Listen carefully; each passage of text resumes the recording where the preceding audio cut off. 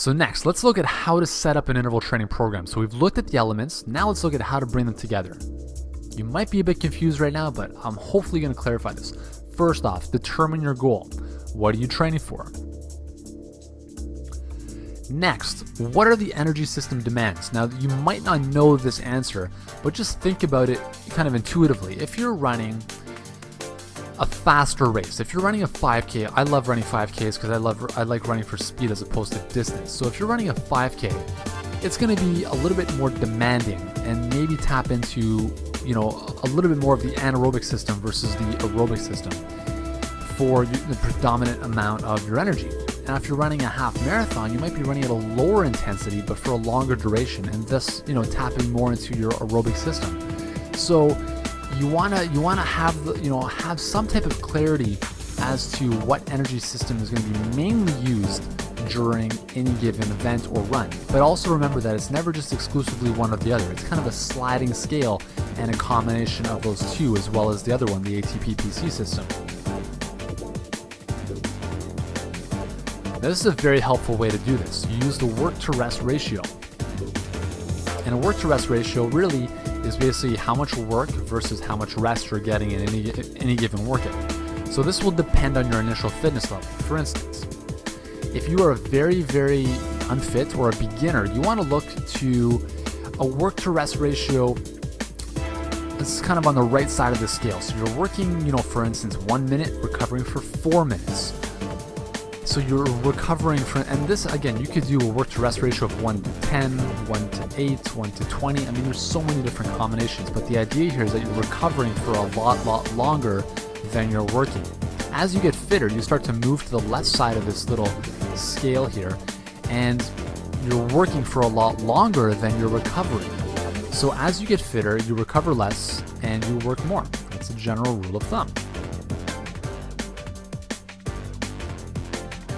So let's look at a couple examples. Let's begin with an absolute beginner, someone who's absolutely a beginner to running. An example protocol would be 1 minute of jogging and 4 minutes of walking times 5. So 5 intervals of that would be 25 minutes. That's a very general program to help you get running. Now, as you would get fitter, as this individual would get fitter, what we do is we begin, for instance, by limiting or reducing the recovery time or the recovery duration. So we go from 1 minute jogging to 3 minutes walking.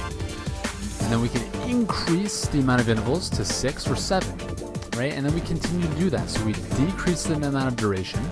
So eventually we get to a 1-to-1. I mean, there's so many different ways to do this. I mean, we could do this the opposite way. We could increase the work interval to 2 minutes and continue at a 4-minute walk. So, I mean, there's really like thousands and thousands of possible combinations. But as a general rule of thumb, you want less recovery and more work as your fitness improves. Let's look at another example. So training for a 5K, this would be more of an advanced program for 5K training. So a 5K, as we mentioned earlier, is a very fast race, fast pace, high anaerobic demands.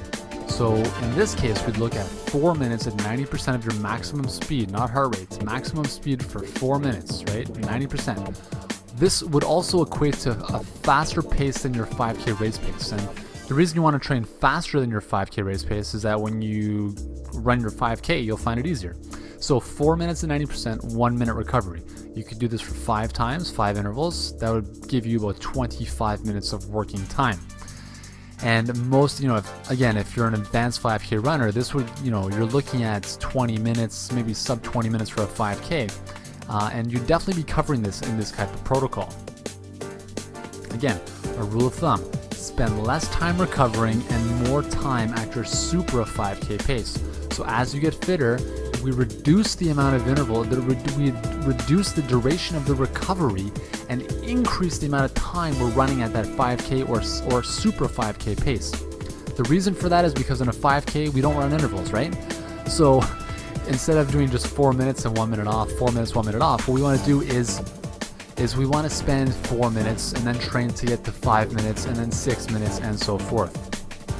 Let's look at another example, interval training for fat loss. Here, the protocol isn't that important as long as the intensity is high. right? When you're looking at losing fat, we're looking at burning maximum calories. So we want to take advantage of the during the workout effect, as well as epoch, right? How many calories you're burning after the workout. And both of these will kind of be determined by how intense your workout is and how long you can maintain that intensity. So, rule of thumb, running faster for longer is a surefire way to burn way more calories. So, how often should you be doing intervals? Well, this is a good question. Now, because interval training is fairly taxing, it's high intensity, high demands on not only the muscular system, but your nervous system as well, because it's, you don't want to overstress your adrenals and nervous system with high intensity exercise all the time. So here's my recommendation. 2 to 3 times per week is plenty. And honestly, with 2 to 3 times a week, as we've seen in the previous video, is really just as good as 6 times a week of long duration running without all the injuries.